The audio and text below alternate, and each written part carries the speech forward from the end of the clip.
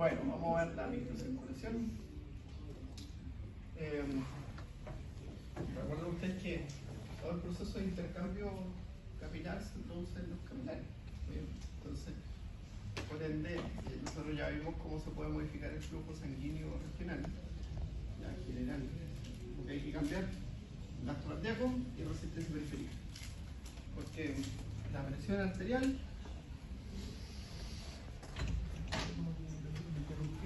es igual al gasto cardíaco por la resistencia vascular periférica. ¿Ya?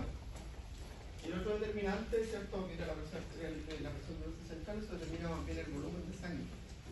Pero la presión del sistema venoso es cero, por lo tanto, como es una suma, no afecta la presión arterial, si está en equilibrio. ¿Cierto? ¿Entienden? El cerebro apagado que está en el neuronal. Es que, así como Jiri está hablando de eso, el tema de la. Justo vi como en una historia, un grupo de un doctor que hizo como pregunta, decía, fisiología cardiovascular, decía, los factores de estas alternativas, ¿cuáles aumentan la precarga? Y eran puras cuestiones que por descarte al final dije que no, y la que estaba buena era una disminución en la. Capacitancia venosa. Esa misma. Y yo y ahí lo busqué y claro, o sea... Bueno, eso aumenta la tensión venosa, ¿no? Eso, y claro, pues, entonces como... Por eso, la presión venosa, en definitiva, mira, si ustedes ven la fórmula de la presión arterial media era esto, más la presión venosa central. Eso mismo, ¿sí? Ya, pero el valor normal es cero. Entonces esto no afecta a esto. Ahí se aumenta para... Ahora, ¿cuándo lo afecta? Cuando está alterado. Entonces, ¿cuándo está alterada? Cuando se afecta la volemia. ¿Ya? Y ahí por eso que finalmente la presión, todo el mundo que habla de presión arterial habla de que son estos dos parámetros los que regulan la presión arterial. ¿Ya? Ahora, el riego periférico lo determina el flujo periférico, ¿cierto? El flujo sanguíneo local. ¿Ya? Que eso está determinado por la presión de perfusión tisular, que es igual a la presión arterial media, menos la presión tisular. O sea, si el tejido ofrece más resistencia o menos resistencia, eso determina el riego periférico. La presión de perfusión de un tejido. ¿Ya? Y el flujo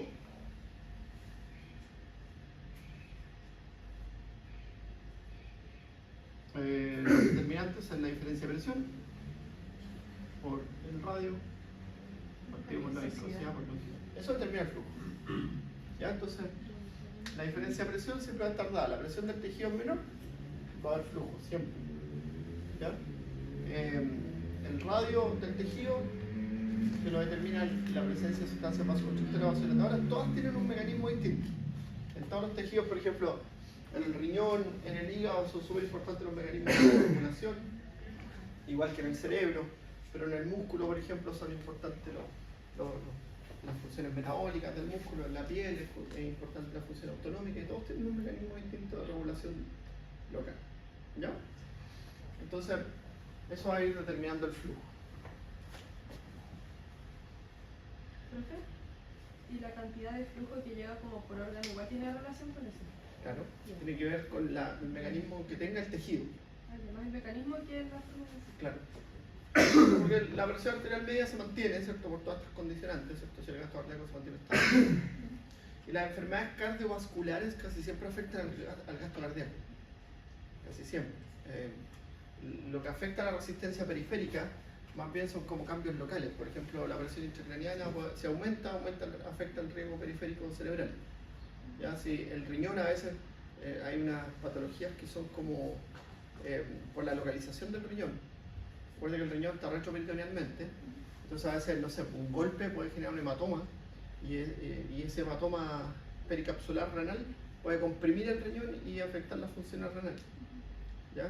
En el hígado igual, en el hígado los cambios también se producen a nivel local. Por ejemplo, si tiene una cirrosis hepática, una inflamación del hígado, el flujo sanguíneo del hígado se ve comprometido porque el hígado está como comprimido, apretado, ¿cierto? Dentro de la cápsula, que también es bien importante, la cápsula hepática, y eso afecta el riego del hígado.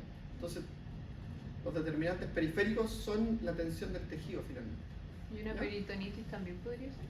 Es que la peritonitis es una inflamación del peritoneo.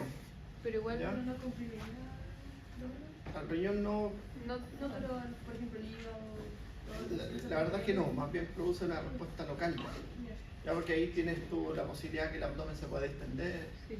entonces tiene otras condicionantes. Más bien, ¿cierto? Son, en el hígado son factores que ocurren en el intrahepático, en los canalículos hepáticos o en el parénquima hepático. ¿Ya? Bueno, las funciones, ¿cierto? Siempre queda con eso. De la microcirculación, ¿cierto? Es favorecer el intercambio de gases a nivel periférico de nutrientes, de glucosa, de aminoácidos. ¿Sí? Ahora, lo que no ocurre en el intercambio periférico, ¿cierto? Es traspaso de proteínas. ¿Ya? Eso lo saben, ¿cierto? Y el intercambio está determinado por este principio de Starling.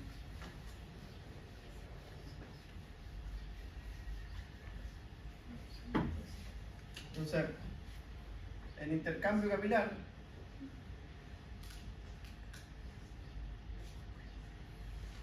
va a ser igual a la diferencia de la presión oncótica del capilar menos la presión oncótica intersticial por un coeficiente de reflexión, la presión hidrostática del capilar menos la presión hidrostática intersticial.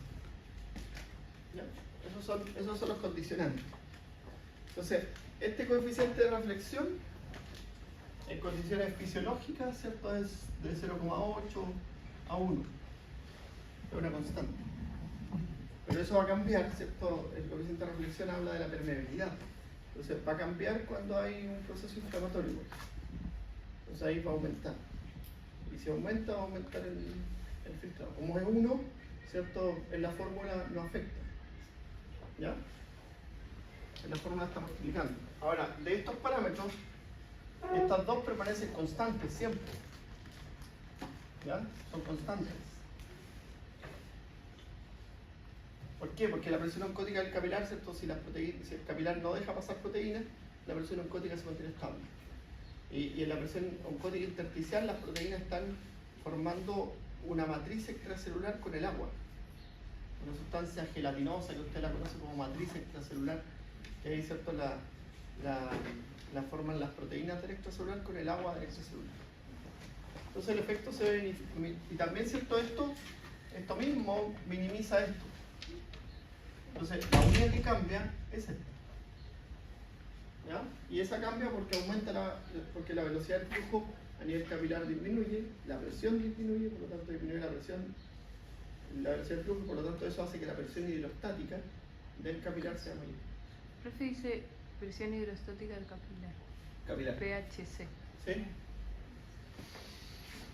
Bueno, aquí ustedes ven, ¿cierto? El flujo de sangre de los principales órganos, ¿cierto? El porcentaje del gasto cardíaco que corresponde a esto es súper importante, el del riñón, un 20% del gasto cardíaco, ¿cierto? Eso hace que 1.1 litros de sangre vayan al riñón por minuto, que es bastante. En el caso del intestino también es bastante, pero el principal órgano que se lleva ahí el flujo de sangre es el hígado. Y también, ¿cierto? Tienen el cerebro, que se lleva entre el 15% y el 20% del gasto cardíaco. ¿Ya?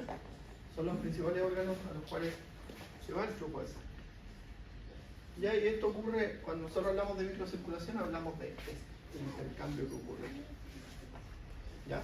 Ahora, la arteriola, en comparación del tamaño de los vasos, ¿cierto? Es un tejido, es una estructura que ofrece la mayor resistencia.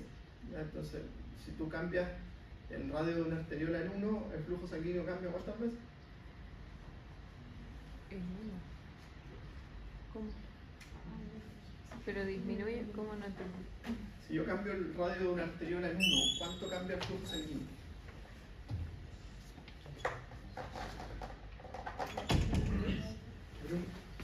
Ya, ahí se echan neuroanatomía. Vamos a aburrir. Se fueron de aquí. Profe, pero no tiene que ver con el radio, con ese elevado. Sí, ¿a cuánto está elevado el radio? Entonces si cambia el flujo en 1. Sí, sí. ¿Cuántas veces cambia? Pero sí. 16 veces. Ah, Entonces tú, por ejemplo, en la piel, si se contraen los vasos sanguíneos de la piel, el flujo sanguíneo puede ser 0. Y lo sabemos, ¿no?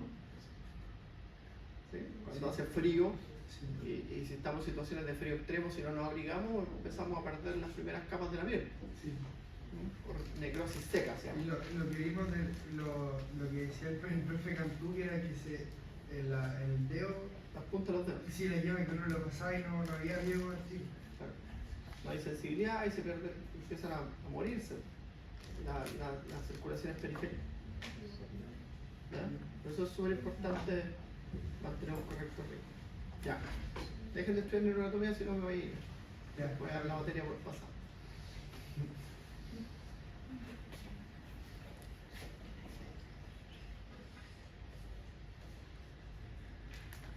Bueno, aquí tienes que entender, ¿cierto?, los factores que regulan esto. Entonces, tú tienes ahí la resistencia vascular periférica, ¿cierto?, que es un determinante de la presión arterial media, la frecuencia cardíaca, un determinante del gasto cardíaco, el hidrotropismo, un determinante del volumen sistólico, la compliance venosa, un determinante de la recarga, y el balance de sodio y agua, que es un determinante del volumen de sangre. ¿Y cuáles son los factores que van regulando esto? ¿Cierto? Ahí van en orden. Entonces, a nivel, la resistencia vascular periférica es regulada por la anatomía vascular. ¿Ya? La anatomía vascular, ¿cierto? Cómo anatómicamente, ¿cierto?, está distribuido el tejido, porque por ejemplo en el tejido nervioso es súper crítico la presión. ¿Ya? Es súper crítico la presión intracraniana, que la vimos el semestre pasado. Entonces se mantiene entre 15 y 20, y si aumenta, eso afecta al riesgo. Entonces, si tú tienes un paciente con un traumatismo encefalocraniano, ¿cierto?, en el que tiene un proceso inflamatorio en curso, o un paciente que desarrolla un tumor intracraniano, su riesgo sanguíneo cerebral está en riesgo. Y por lo tanto, la vida de esas neuronas está en riesgo. También asumiendo, y todo lo que saben para ustedes, que las neuronas tienen un alto consumo de oxígeno, un alto consumo de nutrientes. Ya, diga. Profe, el tema de la anatomía vascular, por ejemplo, ¿se puede relacionar con el tema de los síndromes coronarios, como las malformaciones? ¿También? Sí, También, como por supuesto. estenosis vascular. Claro, hay todas las patologías que afectan la anatomía vascular, ¿cierto?, van a afectar el riesgo Pero periférico. no del corazón, solo vascular. Entonces, por ejemplo, en el cerebro, cuando tú estudias la fisiopatología del accidente cerebrovascular, la principal causa de accidente cerebrovascular es la obstrucción del flujo. Puede ser como por algún otro... Por la formación de un trombo periférico, Por la por la formación de un émbolo periférico o por la presencia de placas ateromatosas que obstruyen el flujo. ¿Ya? Entonces, los ataques cerebrovasculares hemorrágicos son mucho más frecuentes, son como de un 10 a un 15%. Los ataques cerebrovasculares por obstrucción al flujo crónico son mucho más frecuentes. ¿Ya? Hemorrágico sería más como por un golpe, ¿no? Con trauma. Pero también puede ser por un aneurisma o por una crisis hipertensiva que rompió un vaso. Los factores vasculares, ¿cierto? Los vasos sanguíneos en sí tienen un reflejo que se llama reflejo miogénico. ¿Ya? Que el vaso se contrae cuando la presión aumenta y se dilata cuando la presión disminuye. Esa es una respuesta local. Obviamente, si hay una alteración de la vasculatura, todos esos reflejos están alterados y por lo tanto el riesgo está periférico, está comprometido. Ya también dentro de los factores vasculares entran las características de la composición de la sangre, por ejemplo. Y ahí es súper importante La viscosidad. en los diabéticos, la viscosidad de la sangre aumentada, en los hipertensos, la presión y la tensión aumentada. Y eso empieza a generar ciertos cambios también del riesgo periférico. Entonces, en los diabéticos tú empiezas a ver que las personas se sienten cansadas, si no regulan su glucosa, se sienten cansadas, empiezan a tener cambios de estado de ánimo. ¿Sí? Y en el tiempo pueden desarrollar demencia provocada por un cambio del flujo periférico, nada más. O sea, que no controlan su glicemia y por lo tanto el riesgo periférico se ve comprometido. Y si tiene los niveles de glicemia alterados, ¿se puede ver también como en dolores musculares? ¿O no? A veces sí, ¿Sí? a veces sí. A veces sí, porque el músculo genera respuestas cuando hay falla del riego periférico. Entonces todos los mecanismos de muerte de células musculares periféricas desencadenan la liberación de citoquinas y eso puede ocurrir. Y eso es tanto como cuando hay glicemia alta y bajas, o solo alta. Es que la glicemia alta sea más crónica, pero la glicemia baja es más avisa más rápido. Profe, y el tema de la factoría muscular también, ¿puede ahí el tema de un proceso inflamatorio? ¿Cómo se dice? Pero Claro, si hay un proceso inflamatorio, obviamente eso afecta el tema de la permeabilidad. porque cambia la permeabilidad. Sí. Ya, aquí hay factores tisulares también que controlan, ya que son los metabólicos. Ya. Entonces, si aumenta el metabolismo de un tejido, casi todas estas sustancias metabólicas, como el lactato, como el CO2, los hidrogeniones, el intercambio de potasio, todos esos factores son factores vasodilatadores. ¿Ya? Entonces, si yo aumento el metabolismo de un tejido, se genera vasodilatación refleja y eso produce cierto aumento del riego. Ahora, eso es particularmente importante en el músculo esquelético. Como el músculo esquelético es uno de los tejidos que ocupa la mayor parte del cuerpo, es muy importante. Sí. ¿Ya? Entonces, por eso que activar la musculatura y desarrollar musculatura y evitar que se empiece a reemplazar tejido adiposo por tejido muscular después de los 35 o 40 años es súper importante, porque eso va a disminuir el riego periférico, va a favorecer el riego periférico, va a disminuir la resistencia periférica, que voy a tener más tejido capilarizado. Y eso es bueno. Es bueno, porque al aumentar tu presión arterial, que tu presión arterial cambia por cualquier cosa, eso va a generar cierto un soporte al cambio de la presión arterial. ¿Ya? Entonces, cuando vean ustedes cierto las curvas de los cambios de presión arterial en una persona que hace deporte, son como así. Sí, pero después se estabiliza. Sistólica y diastólica. Esas son las curvas que uno siempre ve. En cambio, en una persona sedentaria tú ves la presión sistólica Sí. y la presión diastólica. Entonces la presión siempre tiende a aumentar. ¿Ya? Eso es bien importante. Y los factores neuromorales, ¿cierto? Que son, siempre están interviniendo en todo. Están interviniendo, por ejemplo, si miramos todo el sistema simpático, aumenta la resistencia periférica donde hay receptores alfa. Sí. ¿Ya? Y ahí es súper importante y lo van mirando después por patología. Entonces, al principio es como que uno le trata de explicar lo fisiológico, pero después, por ejemplo, van mirándolo por patología y ven que hay tejidos que tienen más receptores alfa, hay tejidos que tienen más receptores beta, como el músculo, por ejemplo. El músculo cardíaco tiene menos receptores adrenérgicos, tiene más mecanismos locales de autorregulación. En el caso de la piel, ¿cierto? Hay más receptores alfa. En tejido prostático, por ejemplo, igual es súper importante, hay más receptores alfa. Y así la distribución simpática, uno siempre, el sistema autónomo siempre te va a pasar la cuenta si no te lo aprendiste. Así que tienen que repasarlo, estudiarlo y mirarlo siempre. Yo ya les dije que la regulación autonómica es súper importante. En fármaco, o sea, te dijo que había. Fármaco, es súper importante, en fisiopatología es súper importante. Yo he estado en casi todas las clases de fisiopatología. Bueno, yo doy algunas clases de fisiopatología en otra universidad, pero he estado en casi todas las clases y todos los profes, los médicos que han dado clases han nombrado en algún momento el sistema autónomo. Y les pasa la cuenta a los que no se lo acuerdan. ¿Ya? Ahora, tercero, un buen curso, así que siempre se acuerdan y son tímidos, ¿no? Pero cuando se sueltan hay gente buena. Sí, espero que ustedes sigan la herencia. ¿Ya? Profe, le amo. Porque el último año, de verdad, el quinto, el cuarto, el tercero, son Es que súper el online, yo diría que igual tiene que ir como. son súper buenos cursos, aunque le hayamos hecho clases online. Son. Son súper buenos. Sexto igual, el séptimo. Yo con los gatos le he hecho clases. Tenemos buenos cursos, así que son buenos. Ya. Y ahí tú vas viendo distintos factores neuromorales. Por ejemplo, si piensas en la angiotensina 2. La angiotensina 2 aumenta la resistencia periférica porque es vasoconstrictor. ¿Aumenta la frecuencia cardíaca? Sí. ¿Aumenta el nitrovénico? Sí. No tiene efecto sobre la tensión venosa, pero sí afecta a todos los otros factores. Sí, y por tanto afecta quizá Tanto Era- afecta a todo. Pero también era Ino y Dromotropin, ¿no? ¿Eran las dos? sí, Que ¿Se ahí dan sale, cuenta que- sale un- Pero sí la angiotensina, por ejemplo, favorece la retención renal de sodio y agua. claro. Entonces, Eso puede aumentar y disminuir el volumen de sangre. ¿No? este esquema es súper bueno para entender todo, para enlazar todo. ¿Ya? Está bueno, está bueno. Y este es mejor. Los determinantes de la presión arterial media. ¿Ya? Eso es lo que habíamos visto. Entonces, nosotros la presión arterial media es el determinante, la resistencia periférica total y el gasto cardíaco. ¿Ya? Y ahí para abajo. Entonces, el gasto cardíaco depende de la frecuencia cardíaca y del volumen sistólico. El volumen sistólico depende del retorno venoso y de la contractilidad que está determinada por la actividad autonómica. ¿Ya? Y ahí, ¿cierto? El retorno venoso, la actividad respiratoria, la actividad muscular, el volumen de sangre, también, ¿cierto? El efecto de succión cardíaca. Al relajarse el corazón, eso también favorece el retorno venoso. A lo mejor eso no lo habíamos conversado. Y por la fuerza como... Claro.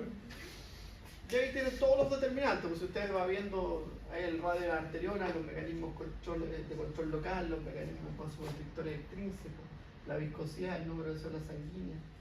Y aquí los mecanismos de control extrínseco, la vasopresina, la angiotensina, la actividad simpática y todos los factores. ¿Ya? Son buenos esquemas para que vayan. Por ejemplo, ahí tienen los cambios que se producen cuando cae la presión arterial. Entonces, si cae la presión arterial, ¿cierto? Disminuye el flujo sanguíneo de arteriola aferente renal. ¿Ya? Disminuye el flujo sanguíneo renal. Y al disminuir, ¿cierto? El flujo sanguíneo renal, el riñón libera renina. Eso es lo que sabemos hasta ahora. Después vamos a ver, ¿cierto? En la otra unidad, que el riñón también, ¿cierto? Bueno, aquí muestran, por ejemplo, estos mecanismos son, si usted lo mira, si usted mira este mecanismo, esto es respuesta miogénica. Entonces la arteriola renal, al contraer, al disminuir el flujo sanguíneo, se dilata. Mira,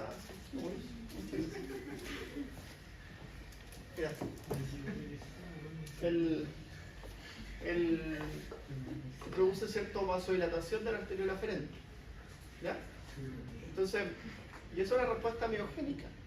Por ejemplo, si ustedes ven esa respuesta que está acá, que no la hemos visto todavía, ese se llama mecanismo de retroalimentación túbulo-glomerular.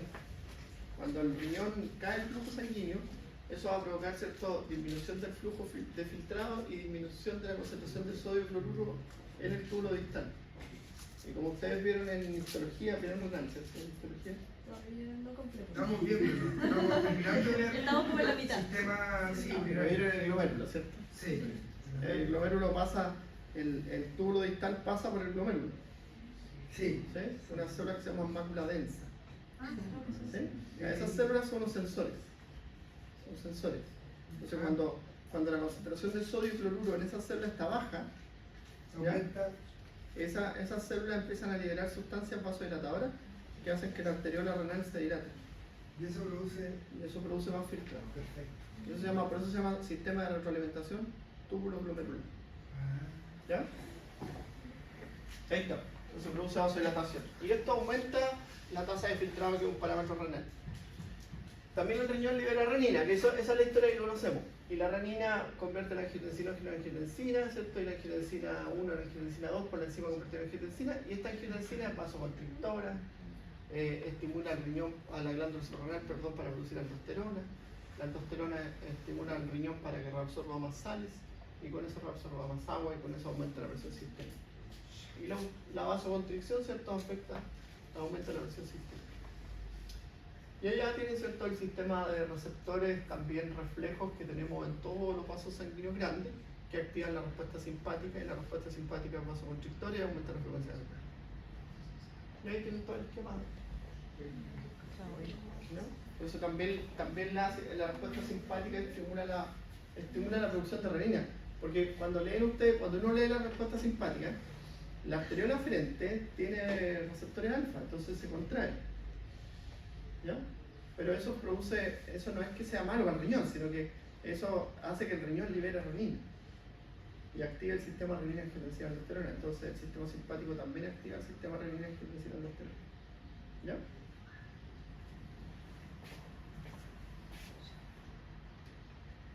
Bueno, los sistemas de sensores que tenemos, ¿cierto?, son autonómicos. ¿Ya? Entonces ahí ustedes, los sensores están ubicados en los vasos sanguíneos, ¿cierto? Y ascienden hacia el núcleo del tracto solitario y del núcleo del tracto solitario a los centros vasomotores. ¿Ya? Eso lo tienen que... Está en los bulbos, está el bulbo, lo paso. Entonces- El puente. No, el tronco encéfalo. Que lo vimos en Haciendo la neuroanatomía. neuroanatomía le dicen bulbo raquídeo. En la formación reticular está En la formación reticular. el vómito. Y ahí están, ¿cierto?, estos centros vasomotores de los cuales desciende la actividad autonómica, ¿cierto?, a través del nervio vago, parasimpática, que afecta al corazón. Si ustedes se dan cuenta, la letra A solo afecta al corazón. Y también desciende por la médula espinal para activar los sistemas autonómicos simpáticos. Entonces ahí va, ¿cierto? Está como, alguna gente dice que es de T1 a T6, pero más bien, ¿cierto?, como que nadie se casa con eso. Y de ahí emergen las raíces simpáticas que activan el corazón y los vasos sanguíneos periféricos. ¿Ya? Actúa, el sistema simpático actúa en los vasos sanguíneos y en el corazón. ¿Sí?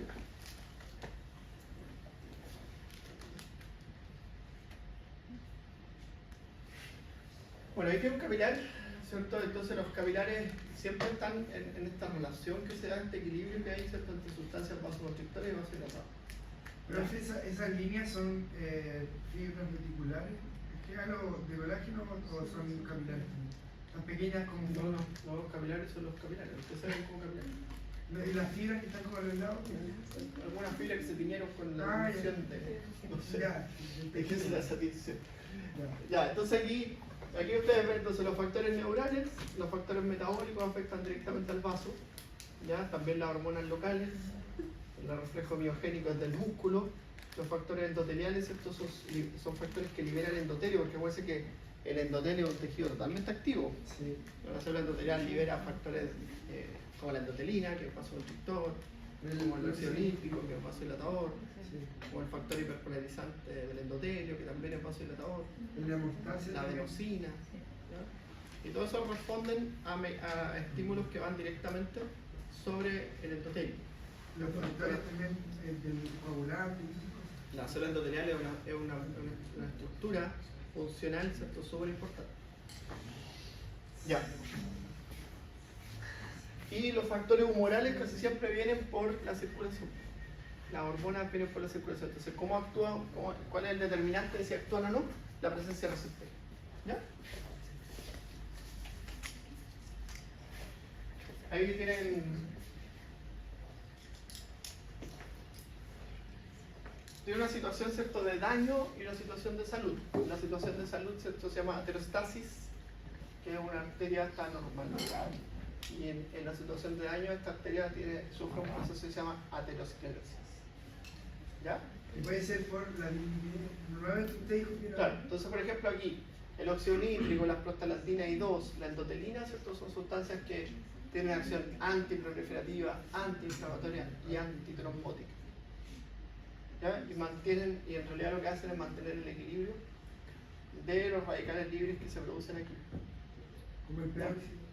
En cambio, si tú tienes una situación de estrés en la microcirculación, como cambios inducidos, por ejemplo, por la aterosclerosis, aquí hay un exceso de esto es Estrés. peróxido. Peróxido. ¿Ya? Entonces hay un estrés y eso genera, ese estrés produce proinflamación, aumento de la proliferación y aumento del índice trombótico. A eso se refiere ¿Ya? con estrés Pero oxidativo. eso sería Claro. como... Ya. Y esto desencadena ciertos cambios funcionales, como por ejemplo hipertrofia del tejido vascular periférico. ¿Ya? Y ahora tengo que ir a dar una clase de hipertensión después de esto y hablamos de todo el rato de eso, de los mecanismos de estrés que generan hipertrofia del tejido vascular periférico y desencadenan la hipertensión. Profe, pero eso es netamente, por ejemplo, por hipoxia o es en caso de, por ejemplo, algún problema en cambios de pH. No, normalmente se produce por estrés periférico del riego sanguíneo, provocado por exceso de sustancias, por ejemplo, como litio, colesterol, pero también puede ser desencadenado por genética, ¿sí? Por cambio genético. Y eso va desarrollando este proceso de la hipertensión arterial, que es un proceso fisiopatológico en el que tú vas a tener los vasos sanguíneos más engrosados de lo normal. Los vasos sanguíneos periféricos, por lo tanto la resistencia periférica estará aumentando. ¿Ya? Ahí las causas son diversas. Y las mismas de siempre, el sedentarismo, la obesidad, fumar, consumir alcohol, las mismas. No controlar los niveles de litio, no controlar la diabetes, pero son los mismos de siempre. ¿Ya?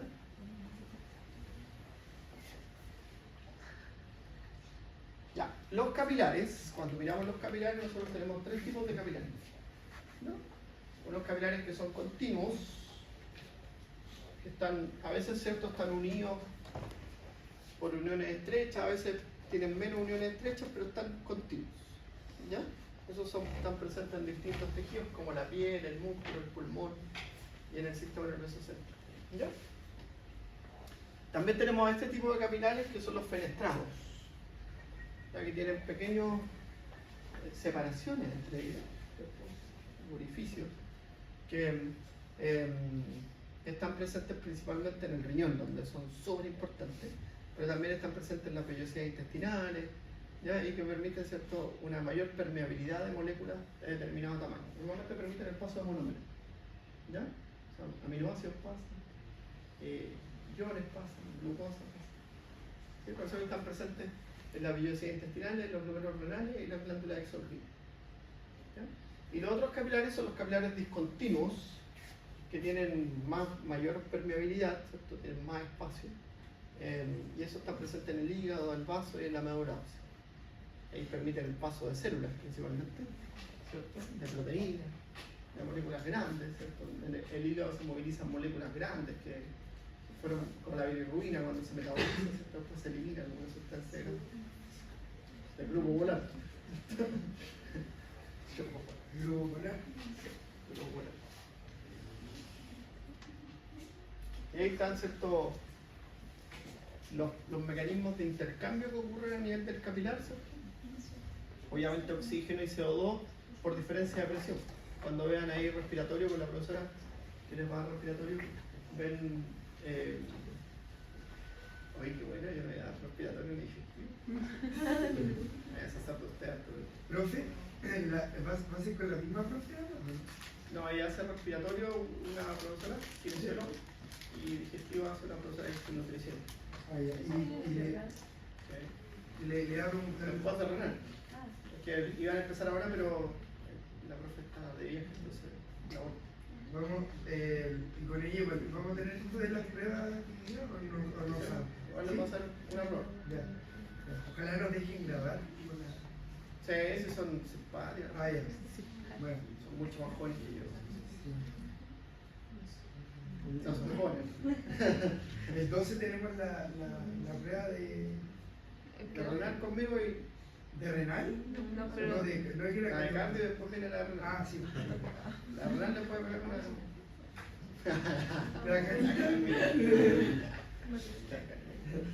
no, están mismos pero siempre. Profe, si cae como cerca de Halloween, quizás...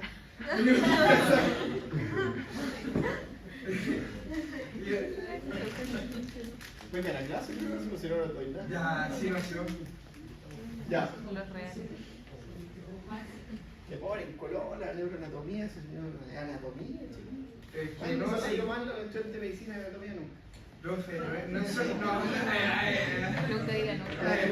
Anatomía es lo más fuerte que tienen ustedes, memoria. Pero lo que más me cuesta a mí es desarrollarle el pensamiento crítico. Por eso les cuesta. No, profe. Pero después ya lo desarrollan y son así. No, profe. Ah, bueno. La memoria es memoria, ¿no? Pero sí es verdad, hay que estudiar. Porque yo, cuando hacía clases de anatomía, todos los años tenía que estudiar. Tenía que estudiarme el plexo braquial, Ay, el plexo posal. Profe, así como me confieso, tipo, el tema, personalmente, no es como anatomía, es profe. Es que me da miedo. A los profes de anatomía siempre son así. No, sí, pero... Todos me da lados. miedo. Todos lados. Profe, el juez tenemos taller con el doctor Moreno. Con el doctor Moreno. ¿Y es el mismo horario que el otro día? Sí, el mismo horario. Después tener una clase conmigo. Ah, ya. Ah, tener una clase. Ya. Sí, porque tengo que avanzar porque tengo que estar listo antes que cuando llegue la profe Por Renal. para que le haga respiratorio. Para la prueba de Lucas, ¿qué existía? Esta y otra. Ah, de cardio. No, esta yo creo que esta es la última, o sea, esto es fácil. Estamos pasando así. Sí, estamos viendo Esto lo como movimos. lo que ya vimos. Ya, entonces ahí está la hipótesis de Starling, ven ustedes si está determinada por eso. El flujo total del líquido a través de un capilar está determinado por el coeficiente de filtración del líquido, que eso es constante, porque en la sangre no cambia, ¿cierto? Y ahí tiene, ¿cierto?, la presión hidrostática del capilar, la presión hidrostática intersticial, el coeficiente de reflexión, la presión osmótica del capilar y la presión osmótica intersticial. Entonces esa es la hipótesis de Starling. Si cambia alguna de estas constantes, o por ejemplo en una hemorragia, ven usted en una hemorragia, cae la presión oncótica y cae la presión hidrostática. ¿Ya? Por lo tanto, ¿se afecta el intercambio capilar? Por supuesto, porque se afecta la presión periférica cuando hay una hemorragia. Entonces se afecta la presión arterial media. Entonces uno al mirar el gráfico ve que el gráfico no cambia mucho, pero sí hay un cambio evidente. Miren un parámetro centro de presión hidrostática hasta abajo 30 y ahí está sobre 30. Ahora, lo que va a afectar es sobre el riesgo periférico en general. En cambio, en una falla cardíaca congestiva, cuando el corazón está dilatado y no puede bombear sangre correctamente, ¿cierto?, empieza a haber un aumento de la tensión venosa. ¿Ya? En la falla cardíaca congestiva la gente tiene pulso en la yugular, tiene ascitis, sufre de edema periférico porque la sangre no puede volver yo siempre digo, como cuando va al supermercado, en la caja llena y se empieza a formar la fila para atrás. ¿Ya? Es lo mismo. Entonces aquí la presión hidrostática en el espacio venoso está aumentando. Y eso hace, ¿cierto?, que exista un transudado o exudado. Exudado. ¿Dónde? ¿Pero dónde, profesor? ¿Dónde? Te lo sabes, te pasó fisiología 1. Pero la sífilis. Transudado o exudado. ¿Pero dónde? Cuando aumenta la presión hidrostática, da lo mismo. Pues sí, te estoy preguntando la base, después vemos dónde. Cuando aumenta La presión hidrostática del capilar se produce eso transudado es o exudado. es exudado. Transudado, es un líquido pobre en proteínas. Ah, ya. ¿Ya? Es lo que decía. Entonces ahí se produce edemas. Ahora, ¿dónde esté localizada la congestión? Si en el corazón izquierdo, pulmón. Y si en el corazón derecho, tejido periférico. Entonces los pacientes que tienen falla cardíaca congestiva izquierda normalmente desarrollan edema pulmonar. Y los objetivos de la terapia son evitar que se desarrolle edema pulmonar porque eso lo va a matar. Y los que tienen falla cardíaca congestiva derecha normalmente sufren de edema periférico, de ascitis, de disfunción hepática, que aumenta la presión venosa en todo ese espacio. ¿Ya? Profe, que no me quedó muy claro el gráfico. Es que por lo que habíamos visto en sangre, como que no eran indirectamente proporcional, pero si una disminuía, la otra igual aumentaba en este gráfico. Por eso. No, pues aquí la presión oncótica permanece constante. Es que eso lo que dice la ANCO en los capilares. Ya, Estamos pero es hablando de igual, capilares. arteriola venosa. Esta es la distancia que va a haber un capilar. Entonces, en esta situación, tú estás viendo que la presión oncótica permanece constante. Porque eso no cambia. No hay, en este caso no hay cambio de ella. Porque lo que está afectado es el corazón. ¿Cierto? Es que la diferencia no, la diferencia, porque esas son dos diferencias, no cambian. Entonces, aquí ahora, si el corazón, miren para este lado, si de este lado el flujo sanguíneo está complicado, porque eso es falla cardíaca congestiva, la sangre no puede volver al corazón correctamente. Sí. ¿Ya? Entonces la presión hidrostática de los capilares periféricos está aumentando. ¿Por qué? Porque la velocidad del flujo es menor. Y la presión hidrostática es mayor. Y la presión venosa es mayor. Entonces, de por sí la presión, la diferencia entre las presiones hidrostáticas ya es menor, o sea, ya está aumentada la presión. No dijo nada. No, o sea, que por lo que usted dijo, por un menor flujo, la presión hidrostática ya está aumentada. Entonces, en general, como usted ha dicho, si aumenta generalmente la... No, que la presión hidrostática en los capilares aumenta por efecto de la arteriola. Sí. Pero en este caso está disminuido el riego periférico porque, o sea, está aumentado el riego periférico porque el retorno venoso está complicado. Porque uno de los dos corazones está Y no por eso está es edema, bombeando sangre correctamente. Porque no es lo normal y un edema al final. Y eso genera edema. Entonces, ¿qué harías tú ahí en ese caso? ¿O qué hace en este caso el tratamiento? El tratamiento lo que busca es mejorar la contracción cardíaca Sí. para favorecer el volumen sistólico yo no- y de esa forma hace que el circuito se mueva más rápido. Y lo otro que hace el tratamiento es bajar el volumen. Entonces, dan diuréticos para eliminar agua Hipertónico. y dan medicamentos que inhiben al sistema renina-angiotensina-aldosterona que va a complicar más la situación. Sí. Si ustedes se dan cuenta, a una situación como esta, le tiramos el sistema renina-angiotensina-aldosterona, se No. complica más. Porque el sistema renina-angiotensina-aldosterona va a Menos vasocontraer, va a retener más agua, Menos flujo. entonces va a aumentar la congestión. Sí. ¿Ya? Y no se puede, o sea, como fomentar Y así tienen que pensar el próximo jueves. Profe, y no se puede como aumentar la secreción de péptidos Pero los péptidos natriuréticos tienen que... ¿Cuál es el pero de los péptidos natriuréticos? Se producen por un tiempo limitado. Ya. Eso tiene que pensar para la próxima semana, porque yo estaba haciendo preguntas nuevas y las preguntas están más que repetidas y las empecé a cambiar. Profe, no. Entonces, la falla hepática, mira. ¿Qué produce la falla hepática? ¿Qué hace el hígado? Menos proteínas plasmáticas. Entonces cae la presión oncótica. Ahí cae. Y si cae la presión oncótica, Vacío se va a aumentar. el mismo efecto, pero provocado ahora por la presión oncótica. La caída de la presión oncótica va a hacer que la presión hidrostática y la diferencia entre la presión oncótica y la hidrostática aumente. Eso va a haber más filtrado y va a haber edema también. Pero eso de la falla hepática puede ser producido por el corazón. ¿No? Ahora esto produce edema en cualquier parte. Normalmente producen edemas periféricos, edema abdominal, pero también puede complicar algunos órganos importantes como el cerebro y el pulmón.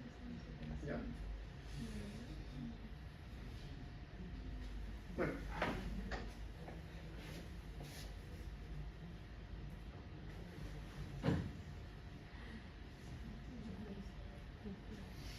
Ya. El músculo liso en sí es muy responsable del riego periférico, entonces hay que repasar los mecanismos de contracción y relajación del músculo liso que vimos el primer semestre.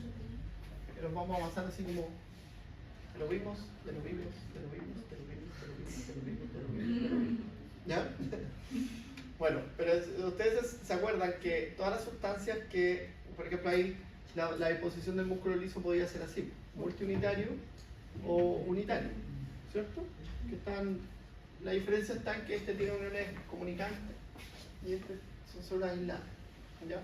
Ahora, nunca hay una unión como la unión neuromuscular, sino que se libera de forma paracrina nomás, la respuesta autonómica o la célula endotelial libera de forma paracrina sustancias vasoconstrictoras vasodilatadas, ¿ya? Entonces, también regular la contracción del músculo liso es todo un desafío. Está provocada por el incremento del calcio intracitosólico, lo que produce la contracción del músculo liso, pero nosotros sabemos que el calcio viene de varias fuentes en el músculo liso, viene del retículo y también viene del extracelular. Entonces, por ejemplo, si hay factores extracelulares como el aumento del calcio extracelular, eso va a provocar cambio en la tensión del músculo liso. También las alteraciones hidroelectrolíticas producen cambios de la excitabilidad del músculo liso por los electrolitos. ¿Ya? El efecto mecánico sobre la pared periférica del músculo liso también es importante. ¿Ya? Y también sabemos nosotros que hay sustancias que producen aumento de AMP cíclico o GMP cíclico que producen relajación, ¿ya? Del músculo liso. De ahí hay algunas, ¿cierto? La noradrenalina, la epinefrina, la angiotensina 2 y la endotelina, que son vasoconstrictoras. Y después tienen la epinefrina, la adenosina, la prostaglandina y 2, que son vasodilatadores. Pero dependiendo del receptor, sí. Y la epinefrina dependiendo del receptor, la prostaglandina igual dependiendo del receptor. Ya, porque la prostaglandina F2 alfa es constrictora, el tromboxano constrictor, la prostaglandina I2 y la E2 son vasodilatadores. ¿Ya? Ahí depende. La histamina, vasodilatador y todas esas sustancias tienen que acordarse porque es importante. Profe, el AMP cíclico era el que era vasodilatador, ¿cierto? Sí, en este caso sí. Sí. Porque lo que hace es activar la fosfatasa. Claro. ¿Ya? Que es de fosforila, la quinasa, la cadena de Sí. ¿Ya? Por eso yo, así como random, pero me acuerdo que usted el primer semestre dijo como por ejemplo el Viagra, eso ayudaba Pero el como Viagra era del mayor GMP. cíclico de la adicción. Claro, porque mantiene el AMP cíclico funcional. Eso mismo. Ya, aquí tienen las sustancias locales, mecanismos neurohormonales locales y mecanismos metabólicos locales. Entonces, estas son las sustancias paracrinas, histamina, bradicilina, prostaglandina se liberan de forma paracrina, que son sustancias vasodilatadoras o vasoconstrictoras dependiendo, la prostaglandina dependiendo del tipo de receptor. La histamina y la bradicilina siempre son vasodilatadoras. ¿Ya? En los vasos sanguíneos grandes siempre la histamina es vasoconstrictora. ¿Me acuerdan de eso? En el caso de las sustancias locales, ¿cierto? La disminución del aporte de oxígeno en un tejido o el aumento de estas sustancias de desecho como fosfatos, lactatos, CO2, son vasodilatadores. ¿Ya? Eso es producto del metabolismo celular. Pero eso de lo que dice la histamina de los vasos grandes se refiere al tema del proceso. Por los receptores. Pero me refiero por la inflamación, como ya era Y el endotelio, ¿cierto? Libera sustancias de forma paracrina. Sí. ¿Ya?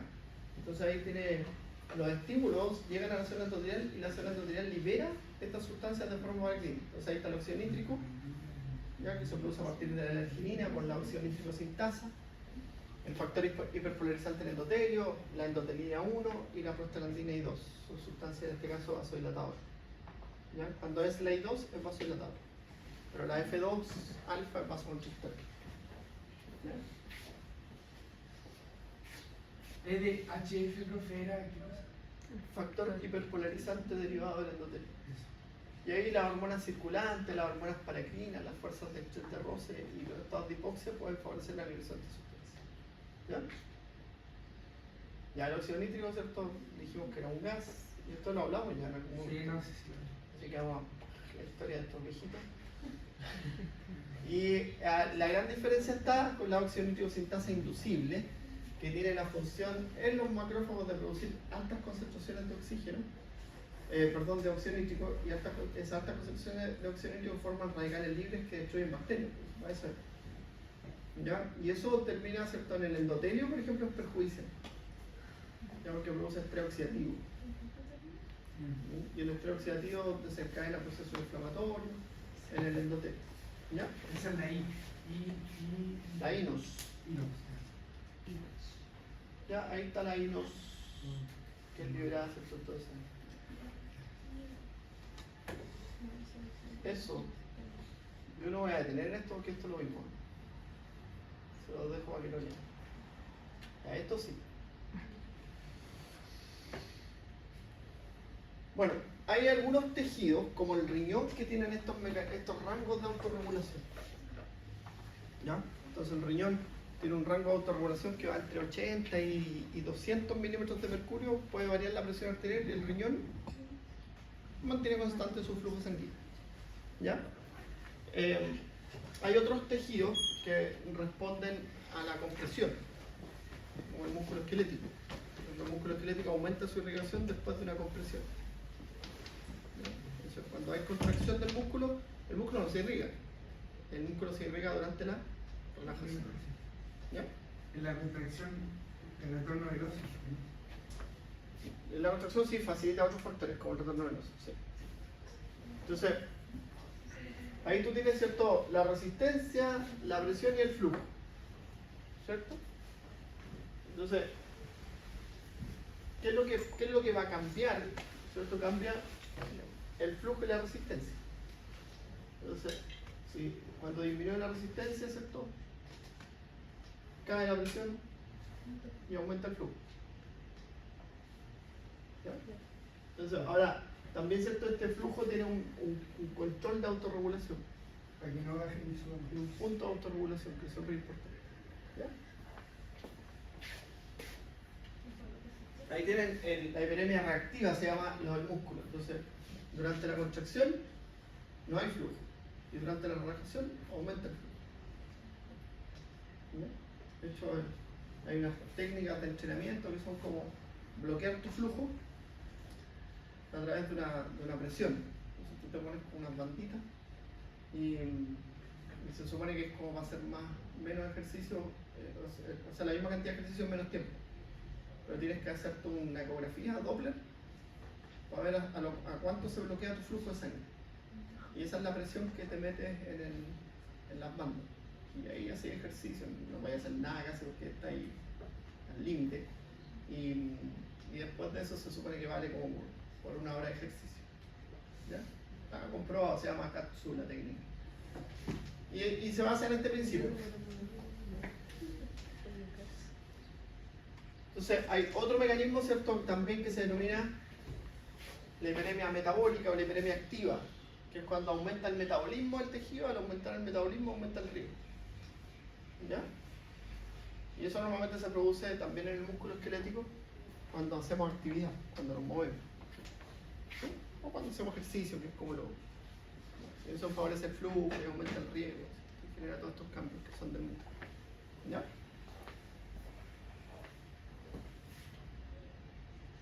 A nivel del corazón, ¿cierto? La circulación es principalmente anatómica. ¿Ya? El riesgo coronario aumenta durante la fase de diástole. ¿Ya? En la relajación isovolumétrica, ahí ocurre el aumento del flujo sanguíneo coronario. Entonces ahí está, durante la sístole y durante la diástole. Durante la sístole entonces el riesgo sanguíneo coronario baja y durante la diástole aumenta. ¿Ya? Ahora, una arteria coronaria normal, ¿cierto? Se puede adaptar a los cambios del consumo de oxígeno. ¿Ya? Pero una arteria coronaria enferma no se va a poder adaptar a los cambios del flujo sanguíneo, la dependencia de oxígeno. ¿Ya? Y ahí está la revolución simpática, la revolución parasimpática. ¿Ya? Entonces dice que tiene un efecto vascular directo, ¿cierto?, de vasodilatación, porque predominan los receptores beta. Y en los vasos sanguíneos intramiocárdicos predominan los receptores alfa. ¿Ya? Recuerden ustedes que el corazón, ¿cierto?, las arterias perforan el corazón. Entonces, durante la contracción, el flujo sanguíneo intracardíaco básicamente es cero. Durante la relajación, el flujo sanguíneo, por eso es tan importante la relajación, es tan importante comprender que el corazón es un corazón pasivo, que sus procesos funcionales principales ocurren durante la fase de relajación. ¿Ya? La acetylcolinina tiene un efecto vasoconstrictor directo, ¿cierto? Y ahí están las sustancias como la prostaglandina, el óxido nítrico. ¿Ya? Y ese es el riesgo coronario. Ahí tienen la arborización coronaria que se ve normalmente. Tú ves más de estos vasitos. Si ustedes leen, yo no leo nada, pero esto es un corazón normal. Y en diferentes situaciones, por ejemplo, la arborización coronaria esta se ve normalmente cuando un paciente tiene un infarto.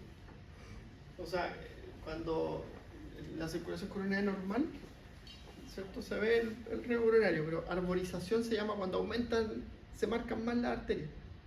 ¿Ya? Y las arterias se marcan más cuando un paciente ha tenido un infarto. Sí. ¿Por qué? Porque se activan las colaterales. ¿Ya? Entonces, ahí. Pero es que ¿por qué arriba sale Entonces, mira, el con CID acetilcolina? es espasmo muscular. ¿Se dan cuenta que se ven más arterias? Claro. En A, ¿cierto? No leo nada. Le ponen una infusión de acetilcolina, que es vasoconstrictora, y nitroglicerina, que es vasodilatadora. Pero lo que va cambiando, si ustedes se dan cuenta, es el calibre de los vasos grandes.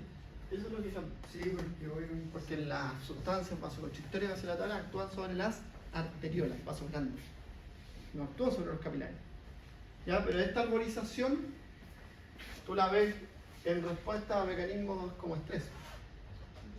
¿Ya? Eso es un signo de cuando hacen una angiografía, es un signo de infarto. Entonces, si tú ves así como arborizado es porque sufre un infarto. La nitroglicerina es vasodilatadora y la acetilcolina es vasoconstrictora. Y ahí ven ustedes el cambio en el calibre de estos vasos.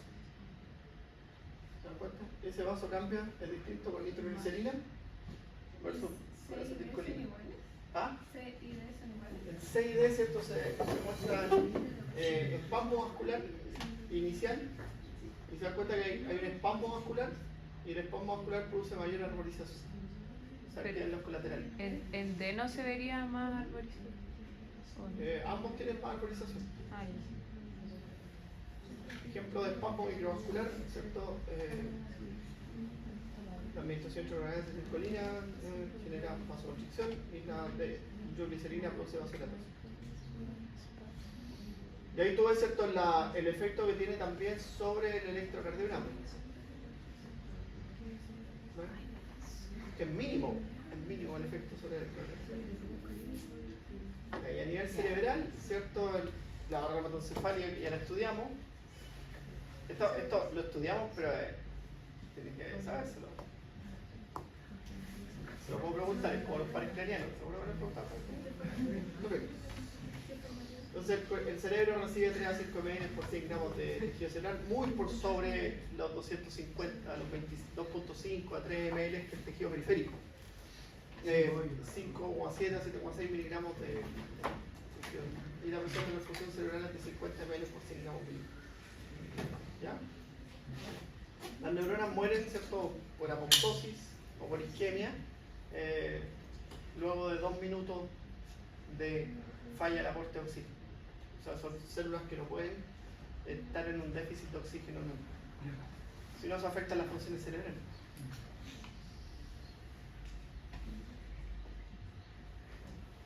Bueno, fin.